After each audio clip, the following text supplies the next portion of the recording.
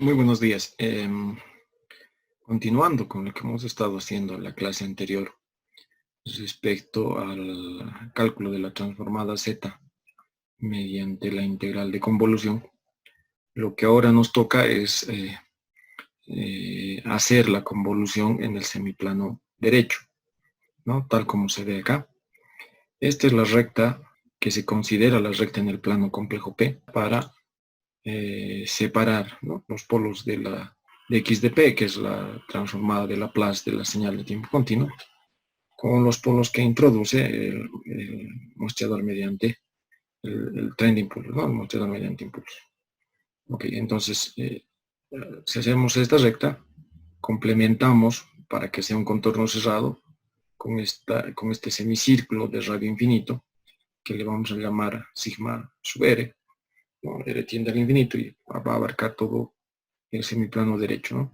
Entonces, recordando, ¿no?, la transformada de Laplace asterisco, es decir, la transformada de Laplace de la señal muestreada, está dada por esta expresión, ¿no?, que ahora lo vamos a complementar en este contorno cerrado en el semiplano derecho, en este contorno cerrado, pero como para volverlo contorno cerrado estamos aumentando este semicírculo, hay que restar la integral en este contorno, ¿no?, tal como se muestra acá, ¿no? Hay que restar esto. Ok, aquí hay dos casos que vamos a considerar para el cálculo de la transformada de la transformada de Laplace de la señal muestreada mediante impulso. El primer caso, x de s tiene un denominador con grado 2 o mayor que el numerador. Y segundo, x de s tiene un denominador con un grado solamente un grado mayor que el numerador. Estamos hablando de que x, la transformada de Laplace x de s, tiene un polinomio numerador y tiene un polinomio denominador. Eso ya hemos explicado en la clase anterior. Ok, veamos el caso 1, cuando el denominador tiene un grado, viene con un grado 2 o mayor que el numerador. Encontramos que las condiciones iniciales de la señal continua son nulas, es decir, es cero, y eso se puede demostrar a partir del teorema del valor final, ¿no es cierto? Yo les pido, por favor, muchas de estas cosas están directamente, digamos, enunciadas, pero si quieren tener la demostración matemática de por qué se cumple esto, dos referencias bibliográficas. Uno, el Ogata, y otro, el libro de Yuri. Ahí está todo el tratamiento en variable compleja para que se cumplan estas igualdades, ¿no? Ok. Entonces, si esto se cumple, si las condiciones iniciales son cero, entonces la integral sobre ese contorno, sobre ese semicírculo en el semiplano derecho del plano P, vale cero, y por lo tanto nos quedamos con que la transformada de Laplace de la señal muestrada vale esto porque el complemento en el semicírculo que hemos adicionado vale cero. Esto es así. Ok, si evaluamos esto en los polos de esta expresión, es decir, en los polos que nos introduce esto que está aquí abajo, encontramos esta expresión. ¿Ya? Si yo les pido, por favor, enseguida voy a demostrar esta igualdad. Entre tanto, si la frecuencia de muestreo es 2pi sobre t, encontramos que si reemplazamos a la st igual a z, o lo que es lo mismo, s es igual a 1 sobre t logaritmo natural de z, esta expresión es igual a la transformada z. Fíjense que para el cálculo real de la transformada z, esta fórmula es de poca utilidad, porque en realidad tendríamos que calcular infinitos residuos, como son infinitos los polos que nos introduce el muestrador. Entonces, no tiene una aplicación práctica para el cálculo de la transformada z como tal. Bien, veamos la demostración de que esta integral, ¿no?, es la que hemos mencionado anteriormente, ¿no?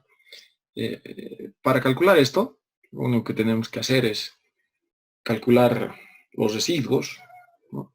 Fíjense que todos los polos, o sea, las raíces del exponencial, eso ya lo hemos demostrado en la clase anterior, las raíces de este. que en realidad son infinitas, ¿no? Y bueno, habría que calcular los infinitos residuos, ¿no? Para cada uno de los polos, es decir, para cada uno de los valores en los cuales este denominador se hace cero. Entonces es el límite cuando P tiende a los polos, pero son infinitos polos, ¿no? Para cada uno de esos tenemos que calcular su residuo. Si hacemos directamente el reemplazo, esto ponemos acá y ponemos acá y acá, vamos a encontrar que esta es una indeterminación de 0 sobre 0, porque esto se hace 0, y como esto es raíz de esta expresión, es un polo, entonces tenemos la forma de 0 sobre 0. La indeterminación 0 sobre 0 puede ser calculada mediante la regla del L'Hopital. La regla del L'Hopital dice que cuando hay un límite cuyo resultado es 0 sobre 0, tiene el mismo valor que si se haría el límite con la derivada del numerador y la derivada del denominador respecto a la variable para la cual queríamos calcular el límite.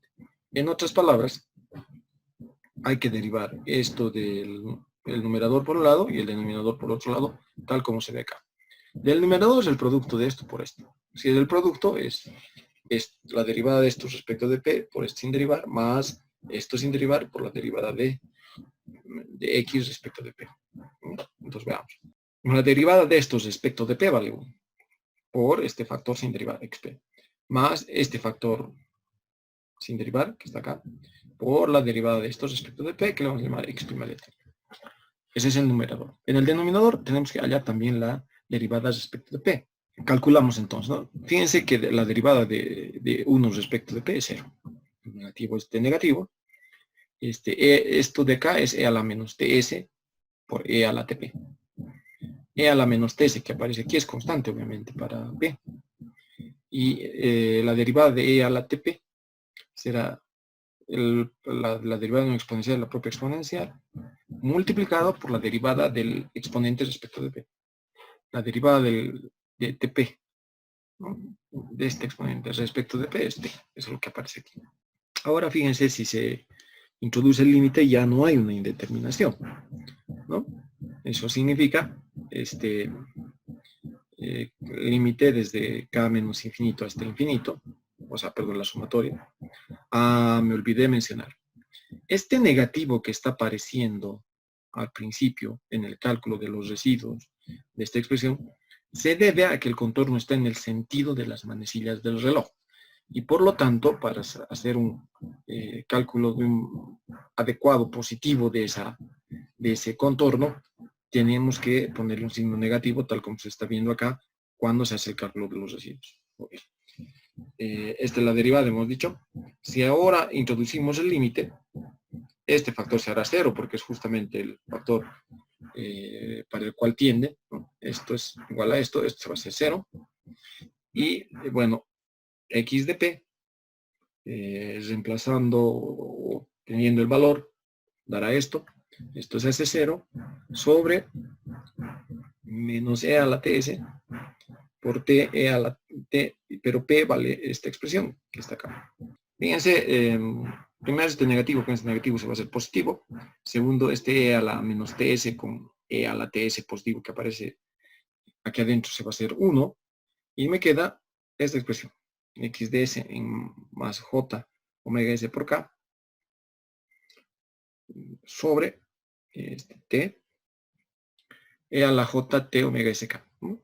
Esto que queda acá, porque e a la ts con e a la menos ts se hace 1.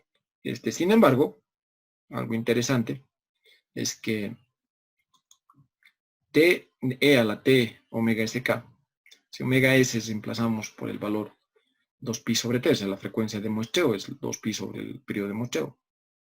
Vamos a encontrar que esto con esto se va y nos queda e a la j 2pi por k. Pero e a la j 2pi por k para cualquier valor entero de k positivo o negativo. Esta expresión vale 1. En otras palabras, se cumple que el denominador vale 1. O, por tanto, x asterisco de s es 1 sobre t, la sumatoria desde k menos infinito hasta infinito de x en s más j más k, que es la fórmula que queríamos demostrar, ¿no? Y tiene infinitos términos, ¿no? Ok.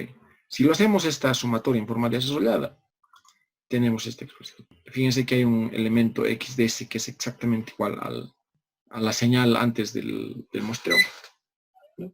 Esta es la transformada de Laplace de la señal tiempo continuo. Esta es la transformada de Laplace de la señal muestreada mediante impulsos.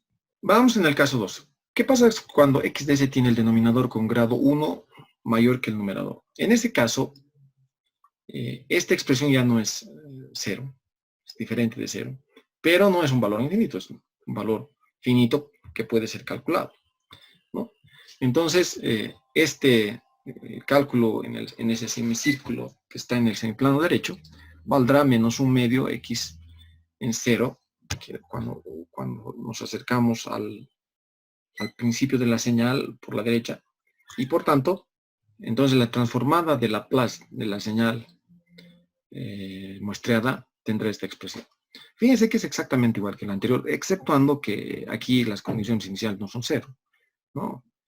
Nuevamente, esta demostración está en el libro de Ogata, en la parte de los ejercicios, pero también está en el libro de Yuri. Así que yo les pido por favor que revisen esto si quieren la demostración matemática de esta expresión. Pero como les digo, esto no aplicamos para cálculo de la transformada z, sino para un elemento sumamente importante que vamos a hablar enseguida. ¿Está bien? Si ahora reemplazamos, hacemos el cambio de variable de e a la st es igual a z, ¿no? El que conocemos, encontramos que de aquí podemos calcular la transformada z de la señal. Un aspecto importante, sumamente importante, y es que esta señal, la transformada de Laplace, es una señal periódica en frecuencia, ¿verdad?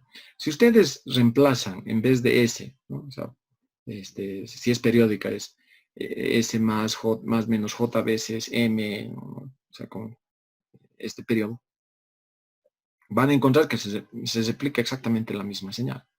Y por lo tanto, X asterisco de S en frecuencia, en S, es periódica con un periodo 2pi sobre omega S, ¿no?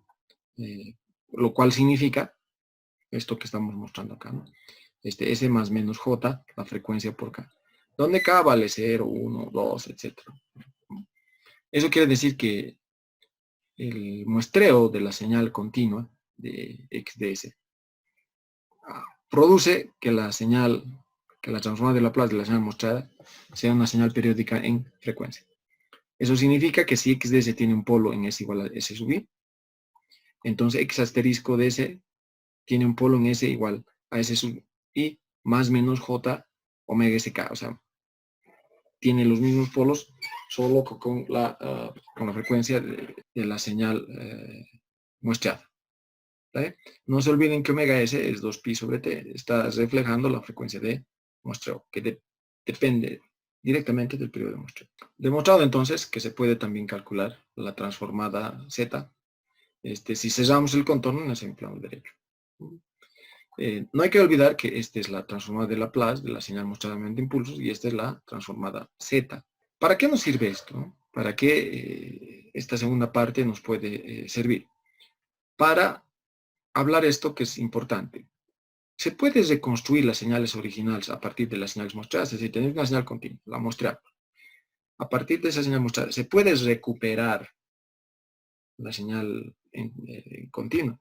La respuesta es no, no. O sea, físicamente hablando, no es posible, ¿no? O sea, no hay forma de recuperar la señal original a partir de la señal mostrada, ¿ya?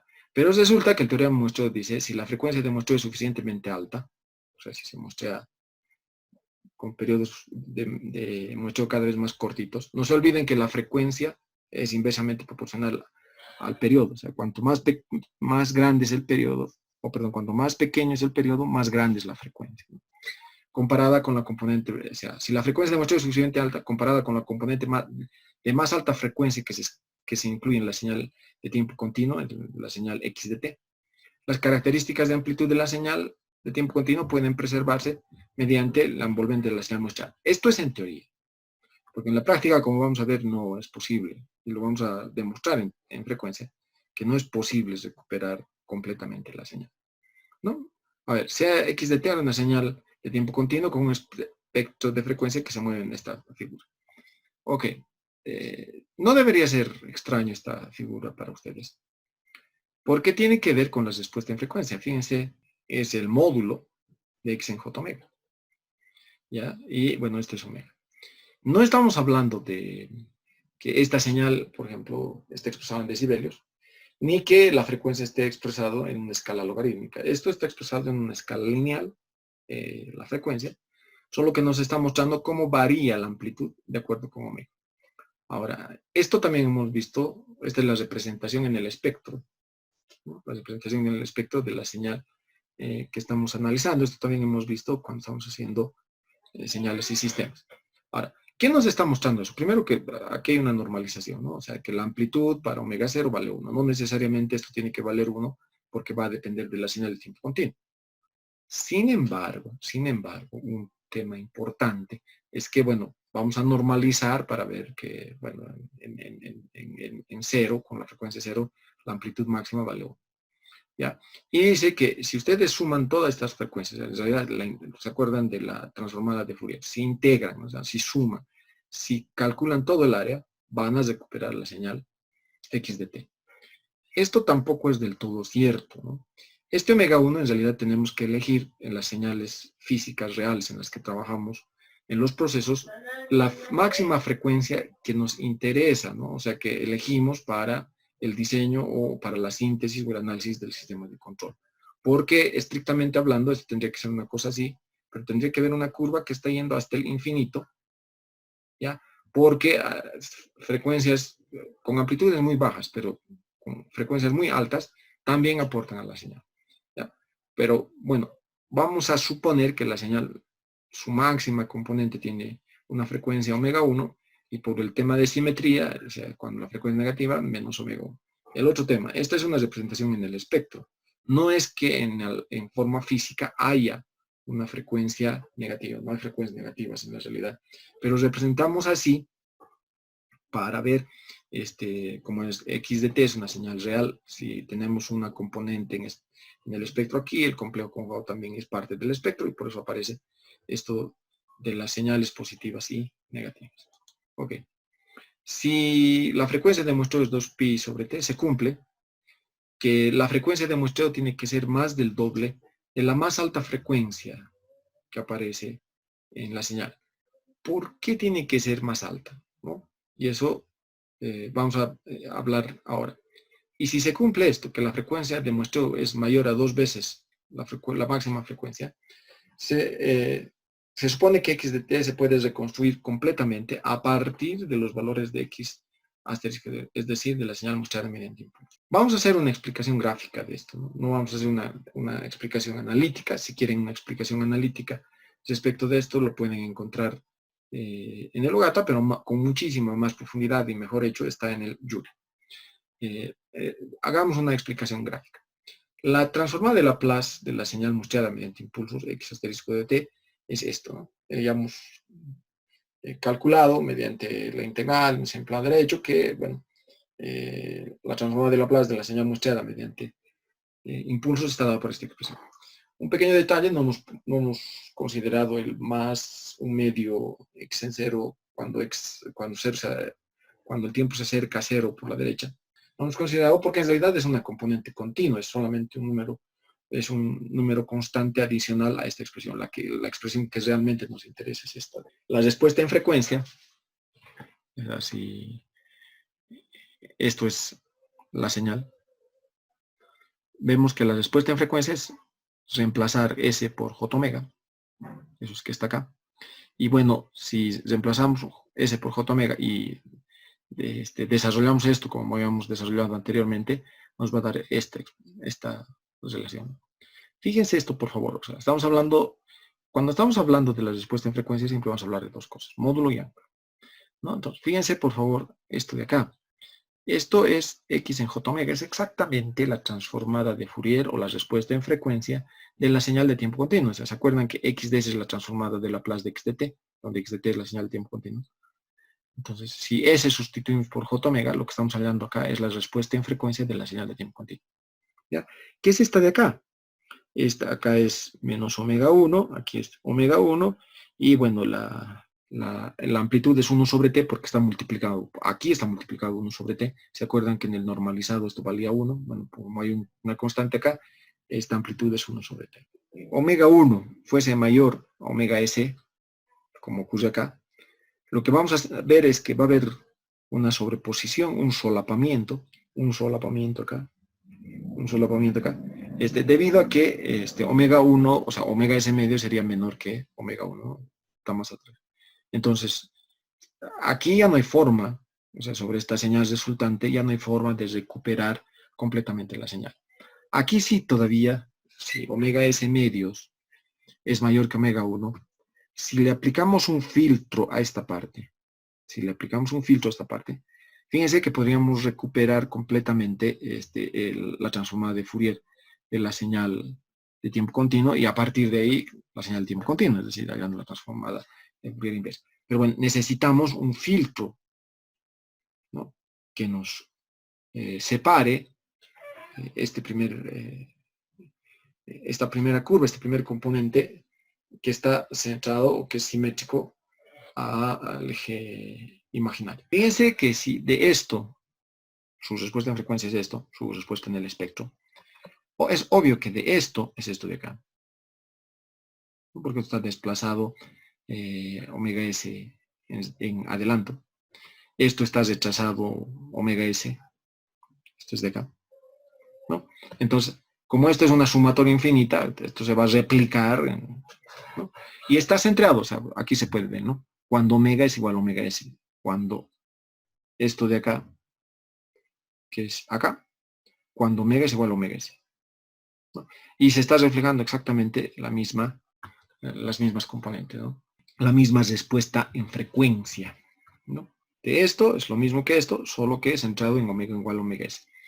De esto es lo mismo que esto, solo que centrado en omega menos omega s.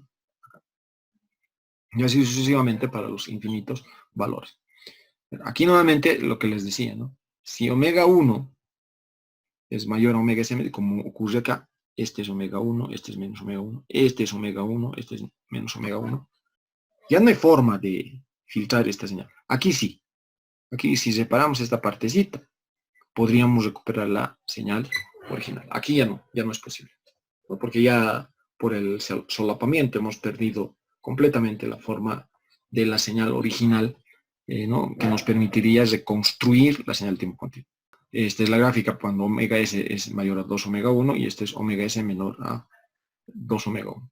¿No? Hay un traslape, un solapamiento, ¿no? Ok, veamos qué pasa con el filtro pasabajos, ¿no? ¿Qué tal si encontramos un filtro ideal? ¿No? Si imaginamos o podemos construir un filtro ideal que vaya entre menos omega s medios y omega s medios y cuya amplitud sea 1. Obviamente no se muestra acá, pero la respuesta en frecuencia, en fase, de esta señal es que no introduce ningún retardo, es decir, es 0. ¿No? Para cualquier valor de omega el desfase es 0. Pero la amplitud es hasta menos omega s 0, a partir de ahí es 1 hasta omega s medios, y a partir de ahí otra vez 0. Este es el filtro pasabajos ideal, ¿no? Entonces, esta es la señal original de X, de S, esta es representación en el espectro. Si muestreamos mediante impulsos, hemos visto que se replica, ¿no? Empiezan a aparecer, por el tema de que esta señal muestreada es una señal periódica en frecuencia, aparecen todos los componentes. Y si ahora aplicamos un filtro pasabajos ideal, es decir, un filtro que entre menos omega s medios y omega s medios nos haría desaparecer todas las componentes anteriores y posteriores y nos quedaríamos con esto. Fíjense que esto todavía no es la señal original porque la amplitud es 1 sobre t. Si ahora le ponemos aquí un amplificador que es igual al periodo de muestreo, recuperaríamos exactamente la señal original, ¿no? Este es un filtro ideal, un filtro pasabajos ideal. Lastimosamente, como podemos ver acá, este filtro no es físicamente realizable, ¿no? La transformada de Fourier, el espectro en frecuencia del filtro es esto de acá, la transformada de Fourier, la respuesta al impulso, y la transformada inversa de Fourier, la respuesta al impulso, ¿no? Estará dado por esto. Pero esto vale 1 entre menos omega s medios y omega s medios, y por lo tanto nos queda con esta expresión. Si integramos esto, o sea, hacemos el cálculo de la integral, nos va a dar esta expresión, que haciendo operaciones bien simplecitas, nos da esta expresión. Vean, por favor, esto. Esta es una señal en el tiempo, ¿ya? Que están bien relacionadas con la señal sinc, que se llama cuando esto se divide exactamente en el denominador. Y, bueno, nos da esta expresión, ¿no? Si graficamos esto,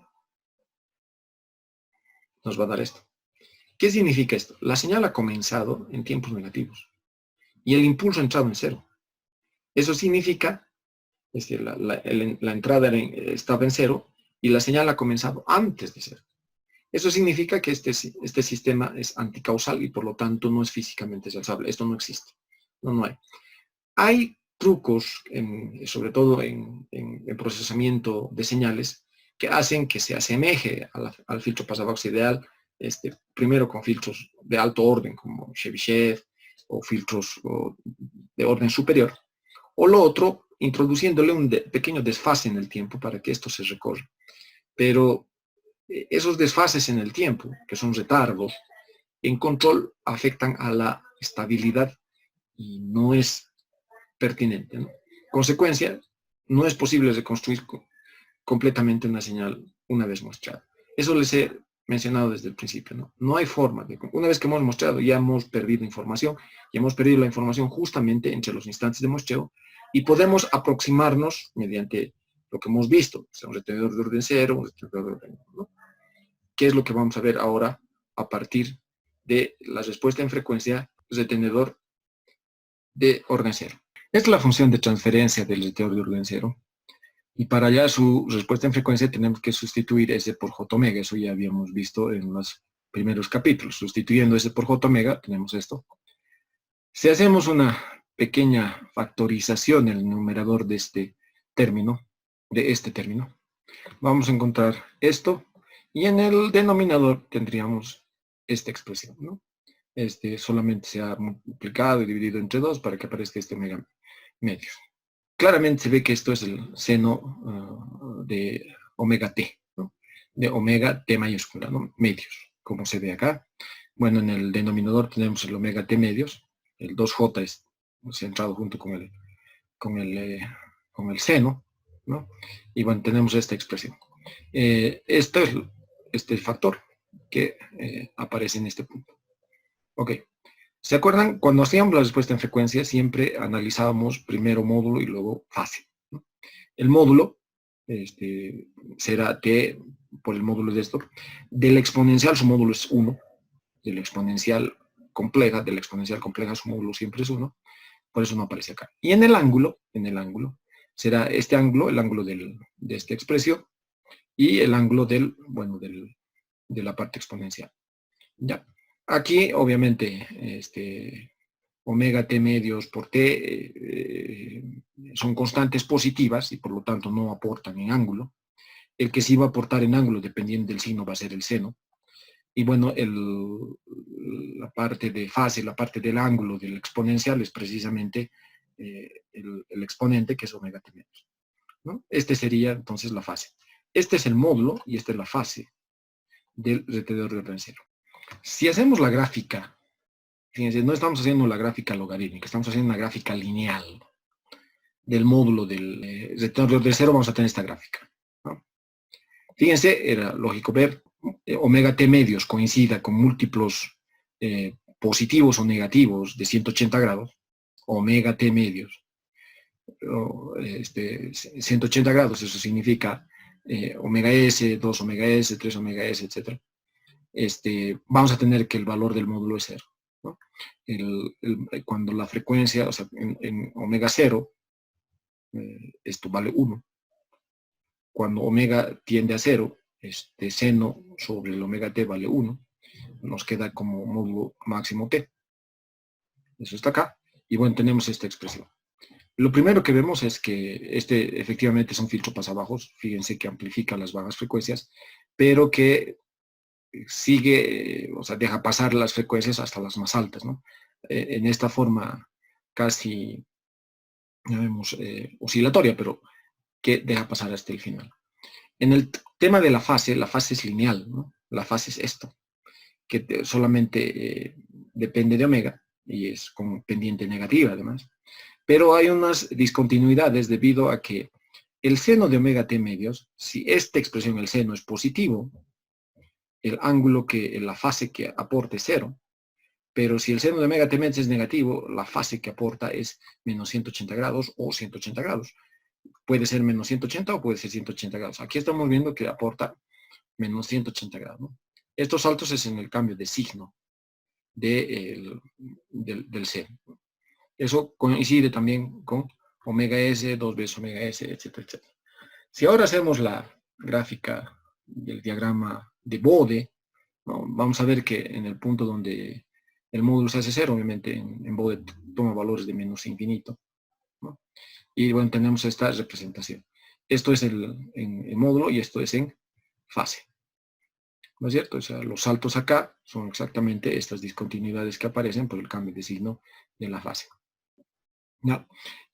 Fíjense, por favor, en omega S medios estamos a 0.637 de T del periodo de muestreo, ¿no? O sea, estamos a 63.7% del módulo, ¿no? De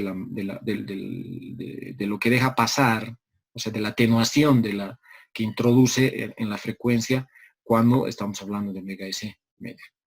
Ahora, esto es evidentemente un filtro pasabajos.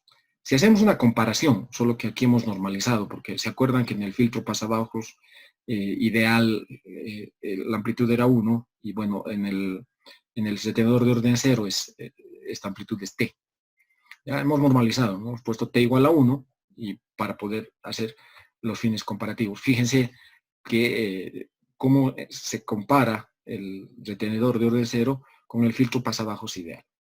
Aquí hay un detalle fundamental. Primero, que el retenedor de orden 0 es evidentemente un filtro pasabajos, pero deja pasar frecuencias altas también. Deja pasar todas las frecuencias altas, que a medida que la frecuencia sube, a este lado positivo o el lado negativo, obviamente la amplificación, la atenuación que introduce el filtro pasabajos es menor, pero de todas maneras pasan las altas frecuencias. Eso significa, ¿se acuerdan que aquí era el espectro general donde estaba la señal para poder reconstruir? Eso significa que, nuevamente, no es posible reconstruir completamente la señal, ni con el retenedor de orden 0. Podemos hacer la respuesta en frecuencia del retenedor de orden 1 también, y vamos a encontrar, igual que es un filtro pasabajos, pero que no es un filtro pasabajos ideal. Y por lo tanto, vamos a tener siempre dificultades para reconstruir, ¿no? O sea, no se puede reconstruir. Una de las cosas que se hace, y eso me he olvidado mencionar, es, ¿no? Omega S medios estamos hablando, ¿no?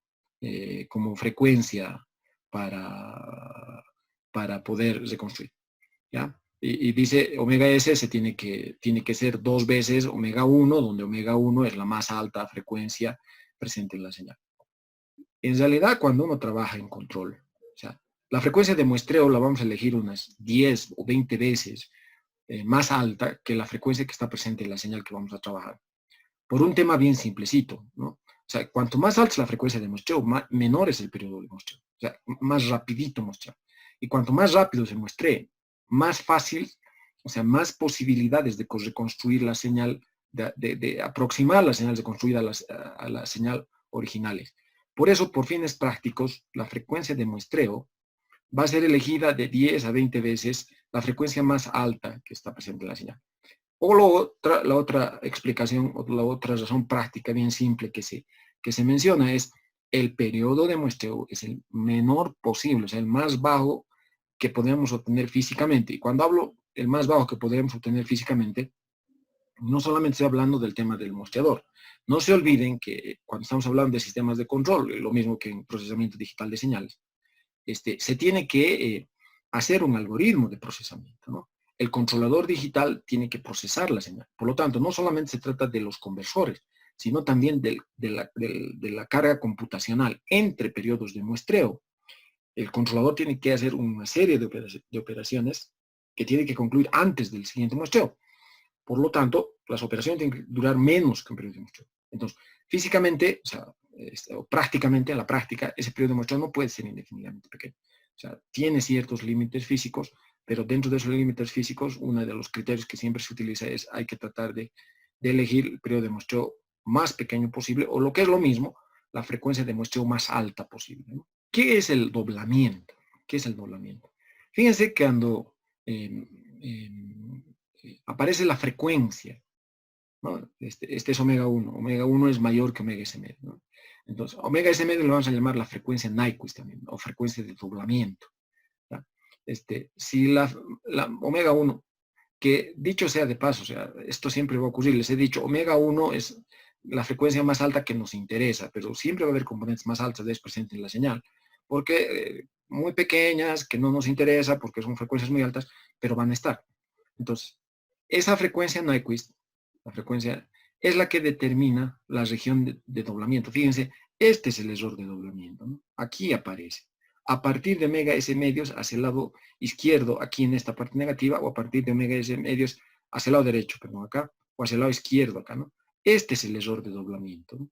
Porque si reconstruimos la señal, estamos reconstruyendo la señal que está presente más la señal que está viniendo de los otros, o sea, del siguiente polo o del siguiente residuo, cuando hemos hablado de ¿no ve? La respuesta en frecuencia de la señal X asterisco, ¿no? De la señal X asterisco. Está viniendo del siguiente periodo, porque no se olviden que esta es una señal periódica en frecuencia, ¿no? Del siguiente periodo en frecuencia, ¿no? Este es el error de doblamiento, ¿no? El error de doblamiento. Y bueno, la frecuencia Nyquist, ese omega S medio, es la frecuencia de muestreo, la mitad de la frecuencia de muestreo, ¿no? Obviamente, omega 1 tiene que ser menor que omega n, ¿no? Si no queremos tener error de doblamiento. ¿Ya? Ahora, ¿qué es el traslape? ¿Ya? Fíjense, por favor, esta es la señal de la primera, de la frecuencia original, ¿no? Esto está viniendo del siguiente periodo en frecuencia, ¿no? De omega S. Esto está centrado en 0, fíjense que esto está centrado en omega S. Y podríamos tener otros más que se están solapando dependiendo del valor de la frecuencia de muestreo que hayamos elegido. Entonces, para una determinada frecuencia, fíjense, para una determinada frecuencia, tenemos esta componente, la componente del componente original, ¿no? Esto de acá se está reproduciendo aquí arriba, esta componente en omega 2, esto de aquí, que está viniendo de esta parte, del siguiente periodo en frecuencia, ¿no? Esto de acá está aumentado acá.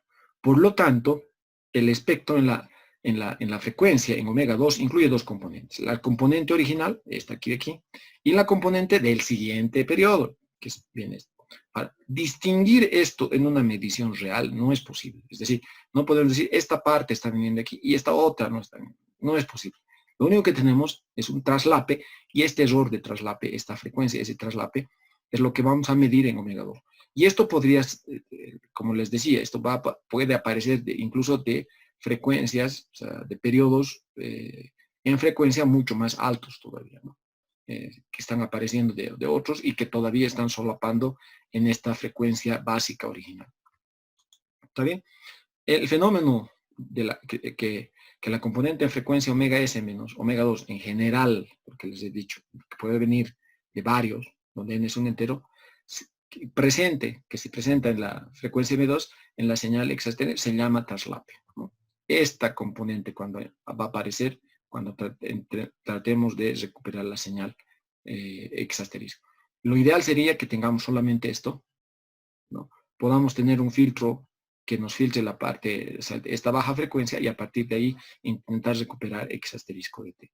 Pero bueno, como hay también la participación del siguiente periodo en frecuencia, tenemos esta componente que está viniendo de acá, más la componente del original. Y por lo tanto, el completo es todo esto, la suma de esto con esto, que podría generalizarse a n, si los n que están aportando en las bajas frecuencias, ¿no? Eso se denomina traslape.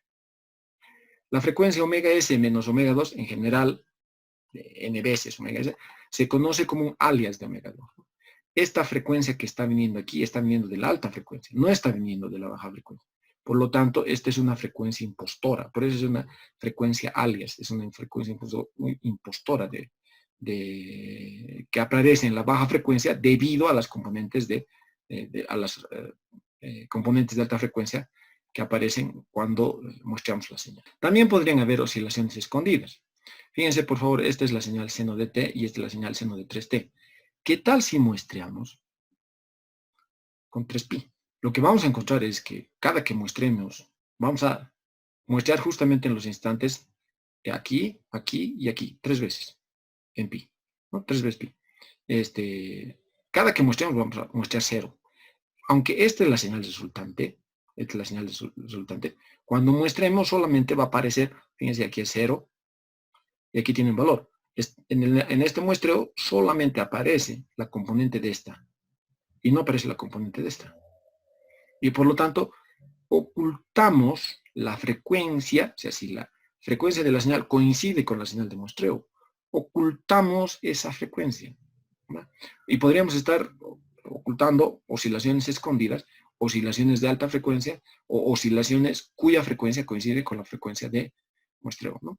Y la señal muestreada está acá, ¿no? La señal muestreada está acá, que aparentemente es como si estuviéramos muestreando esto, ¿no? Aquí les muestro, ¿no? Esta es la señal de alta frecuencia. Fíjense. Si se muestrea con una frecuencia más baja, aparece como si esta señal fuese mostrada esta. Ahora, por lo tanto, la figura de esta frecuencia de aquí es una frecuencia alias. ¿No? Es una frecuencia alias de B, ¿no? De esto. O sea, una frecuencia impostora, no es la frecuencia, ¿no? La frecuencia de la señal es esta la de alta frecuencia y la que aparece es esta, ¿no? Entonces, esta frecuencia es una frecuencia alias. Aquí les muestro varios ejemplos. Por ejemplo, una orden de 880 kHz mostrada a 1000 kHz. La señal en azul es 880 kHz y está muestrado a 1000 kHz y aparece una frecuencia, fíjense, como si, es decir, una frecuencia más baja de los 880 kHz que está apareciendo en el muestreo. Fíjense, esta es una señal de 1320 kHz mostrada en 1000 Hz. Nuevamente aparece, la señal en rojo es la frecuencia impostora, ¿no? La señal en rojo es la frecuencia impostora, ¿no? Lo mismo. ¿Ok? Bien, hasta ahí es la clase de hoy. Yo quería mostrarles varios de los fenómenos que ocurren cuando se elige el periodo de muestreo y también quería mostrarles los fenómenos de doblamiento, traslape y lo que significa el aliasing o frecuencias alias cuando muestreamos en una frecuencia menor a la que deberíamos mostrar una señal de control. Un pequeño detalle, las señales en control no son como las señales en procesamiento de señales, ¿no? O sea, para fines de comunicación. Nosotros trabajamos con frecuencias bajas, ¿no? O sea, hablar de frecuencias de, digamos, 10 kHz es demasiado alto en términos de control, ¿no? Nosotros trabajamos con frecuencias bajas cuando estamos trabajando en sistemas de control. De hecho, muchos de los dispositivos físicos, los controladores que van a encontrar en la industria, tienen un periodo de muestreo, el más bajo que van a poder encontrar es de 0.1 segundos. Si con eso quisieran muestrear una señal de sonido, por ejemplo, es imposible hacerlo porque es una señal de muestreo es un periodo de muestreo extremadamente alto para este tipo de señales. Pero en control, como les digo, la frecuencia con la que trabajamos son frecuencias bajas. Sin embargo, a pesar de que trabajamos con frecuencias bajas, en muchos sistemas de control se utiliza filtros anti-aliasing, es decir, filtros que sacan antes de que entre al controlador las señales de alta frecuencia para que esas señales de alta frecuencia al muestrearse no aparezcan como señales de baja frecuencia. Gracias por su atención.